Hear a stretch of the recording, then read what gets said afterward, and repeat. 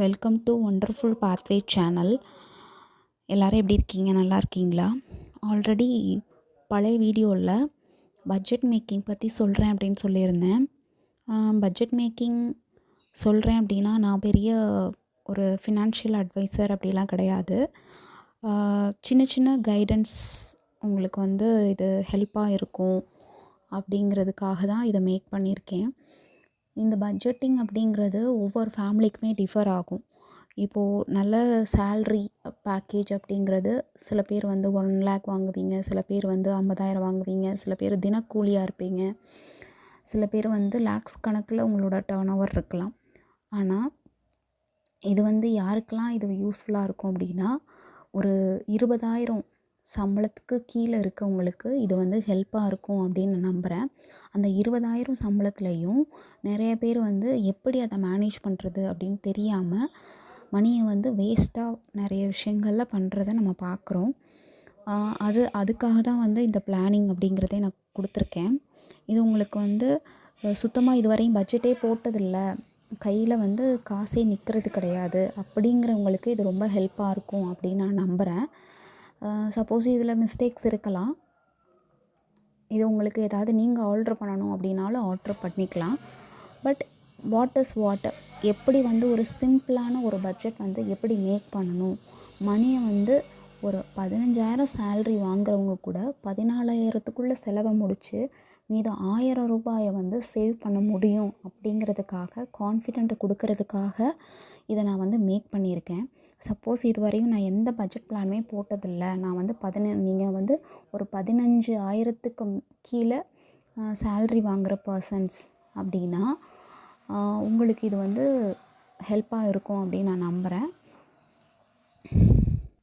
இதில் பட்ஜெட்டை போட்டு நம்ம என்ன பண்ண போகிறோம், வர்ற செலவு வந்துட்டு தான் இருக்குது அப்படிங்கிறதுலாம் இருக்குதான், இல்லாமல் இல்லை. ஏன் அப்படின்னா செலவுகள் நான் என்ன சொல்கிறேன் அப்படின்னா, திடீர்னு நிறைய செலவுகள் இருக்கும். சரி, திடீர்னு பைக்கில் ஏதாவது ரிப்பேர் ஆகலாம், நீங்கள் வச்சுருக்க மெயின்டெனன்ஸ் எலக்ட்ரிசிட்டி இல்லை வீட்டில் உள்ள மோட்டர் அந்த மாதிரி மெயின்டெனன்ஸ் ப்ராப்ளம் வரலாம். இந்த மாதிரி டிஃப்ரெண்ட் டைப் ஆஃப் ப்ராப்ளம்ஸ் அப்படிங்கிறது ஒவ்வொரு ஃபேமிலிக்குமே டிஃபர் ஆகும். ஆனால் ஒரு தடவை இந்த பட்ஜெட் நீங்கள் மேக் பண்ணிட்டீங்க அப்படின்னா எதில் நம்ம என்னென்ன செய்யணும், எதை செலவுகளை அதிகப்படுத்தணும், எந்த செலவுகளை குறைக்கணும் அப்படிங்கிறது நம்ம பார்க்குறதுக்கு ரொம்ப யூஸ்ஃபுல்லாக இருக்கும். இந்த சேல்ரி கூட இருக்கிறவங்க கூட இதை பேஸ் பண்ணி இன்னும் அதிகமாக எதில் நீங்கள் செலவழிக்கிறீங்க அப்படிங்கிறத ஆல்ட்ரேட் பண்ணி போட முடியும். இப்போ நம்ம போகலாம், பட்ஜெட்டுக்குள்ளே பார்க்கலாம். இப்போ மளிகை பொருள் அப்படின்னு சொல்லிட்டு 4,000 ரூபாய் போட்டிருக்கேன். இப்போ இந்த 4,000 ரூபாய் அப்படிங்கிறது நம்மளுக்கு காய்கறி, அதுக்கப்புறம் நம்மளோட மளிகை பொருள், சீரகமாக இருக்கட்டும், சோம்பாக இருக்கட்டும், இல்லை மிளகாய், அந்த மாதிரி திங்ஸாக இருக்கட்டும், இது எல்லாமே காமனாக 4,000 ரூபாய் போட்டிருக்கேன். அதுக்கப்புறம் இந்த 4,000 ரூபாய் அப்படிங்கிறது ஒரு மாதமும் ஒரே மாதிரி இருக்காது. இப்போ சில பேர் மிளகாத்தூள், மல்லித்தூள் இதெல்லாம் விலைக்கு வாங்குவீங்க, சில பேர் வீட்டிலையே அரைப்பீங்க. அந்த மாதிரி ஒவ்வொருத்தவங்களும் ஒவ்வொரு மாதிரி பிளான் பண்ணுவீங்க. என்னை பொறுத்தவரையும் நீங்கள் வீட்டிலே மேக் பண்ணிக்கிறது பெட்டர். அப்படி மேக் பண்ண முடியலை அப்படின்னா கூட நீங்கள் ஒரு 3 monthsக்கு ஒன்ஸ் அதை பர்ச்சேஸ் பண்ணிக்கிறது பெட்டர். மாதம் வாங்காதீங்க அந்த மாதிரி மிளகாத்தூள், மல்லித்தூள், அந்த மாதிரி ஐட்டம்ஸ்லாம். அதுதான் நான் கொடுக்குற ஒரு சின்ன டிப்ஸ். நெக்ஸ்ட் என்ன அப்படின்னா வீட்டு வாடகை. வீட்டு வாடகை 4,000 ரூபாய் போட்டிருக்கேன். இந்த வீட்டு வாடகை அப்படிங்கிறது 4,000 ரூபாய் கண்டிப்பாக இருக்கணுமா அப்படிங்கலாம் கிடையாது. சில பேர் சிட்டிக்குள்ளே இருக்கலாம், சில பேர் அவுட் ஆஃப் சிட்டியில் இருக்கலாம். அதை பொறுத்து உங்களுக்கு வீட்டு வாடகை அப்படிங்கிறது 8,000 ரூபாய், 9,000 ரூபாய், 6,000 ரூபாய், இல்லை அதை தாண்டி கூட நிறைய இருக்கும். அது உங்களோட செலவை பொறுத்து, உங்களுக்கு தேவையை பொறுத்து மாறுபடும். நான் மினிமம் 4,000 ரூபாய் போட்டிருக்கேன். பெட்ரோல் 800 ரூபாய். 800 ரூபாய் அப்படிங்கிறதுமே டிஃபர் ஆகும். சில பேரோட தொழில் எப்படிப்பட்டதுன்னு தெரியாது, எவ்வளோ தூரம் நீங்கள் போகிறீங்க அப்படிங்கிறது தெரியாது. இதுவும் ரொம்ப கம்மியாக தான் போட்டிருக்கேன். அதுக்கப்புறம் கேஸ் அப்படிங்கிறதும் நம்மளுக்கு இந்த 1,000 ரூபாயோட ஒரு 100 ரூபாய் கூட வரலாம், இல்லை அப்படின்னா 100 ரூபாய் கம்மியாக வரலாம். அதனால் 1,000 ரூபாய் போட்டிருக்கேன். அதுக்கடுத்து பால் அப்படிங்கிறது உங்களோட தேவையை பொறுத்து தான். சின்ன பிள்ளைங்க வீட்டில் இருந்தாங்க அப்படின்னா பால் நீடடாக இருக்கலாம், அதை விட அதிகமான அமௌண்ட்டும் போகலாம். ஆனால் மினிமம் ஒரு டீ காஃபி போடுறதா இருந்தால் ஒரு ₹1000 அந்த மாதிரி நான் போட்டிருக்கேன். அதுக்கப்புறம் வந்து ஃபோன் ரீசார்ஜ் அப்படிங்கிறதும் இதுவும் தேவைகளை பொறுத்து, நீங்கள் வீட்டில் எத்தனை பேர் இருக்கீங்க, எத்தனை பேர் மொபைல் யூஸ் பண்ணுறவங்களா இருக்கீங்க அப்படிங்கிறத பொறுத்தும் டிஃபர் ஆகும். அதனால் நான் அதுக்கு வந்து ₹850 போட்டிருக்கேன் எல்லாருக்கும் சேர்த்து. அதுக்கப்புறம் இபி, கேபிள் இதெல்லாமே சேர்த்து ஒரு ₹550 போட்டிருக்கேன்.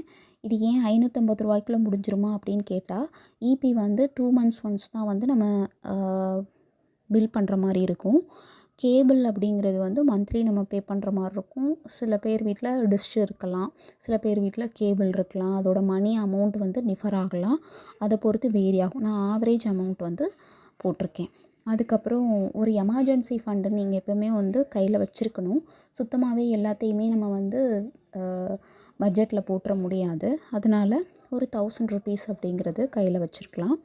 அதுக்கப்புறம் அசைவ உணவு அப்படிங்கிறது வந்து ஒரு ₹1000. இதில் வந்து அசைவ உணவு வாரம் எல்லாமே கரெக்டாக எடுத்துடலாமா அப்படின்னு கேட்டால், இதுவும் உங்களோட குடும்ப நிலைக்கு. சில பேர் வந்து வாரத்தில் 2-3 நாள் வந்து நான்வெஜ் யூஸ் பண்ணுவீங்க, சில பேர் வாரத்தில் 1 நாள் யூஸ் பண்ணுவீங்க, சில பேர் வந்து 2 டேஸ் யூஸ் பண்ணுவீங்க, சில பேர் வந்து இதுக்கு ஜாஸ்தியாக செலவழிக்கிறவங்களும் இருப்பீங்க.